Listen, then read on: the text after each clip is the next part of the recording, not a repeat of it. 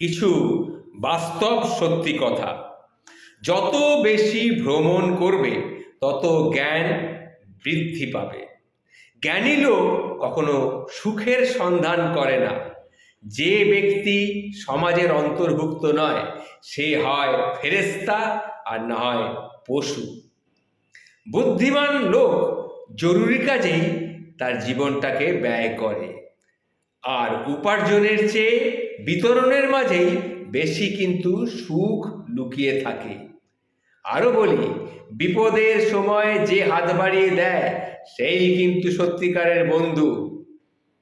আর আমাকে একটি শিক্ষিত মা দাও, আমি তোমাকে একটা শিক্ষিত জাতি দেব।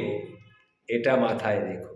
ভালো মন্দ বোঝার আগেই এইসব উক্তিগুলি আমি আগেই পড়েছিলাম, এখন সেগুলো মনে পড়লো, তাই আপনাদের সামনে সেগুলোকে আমি আবার তুলে ধরার চেষ্টা করলাম। কি আপনিও কি তাই?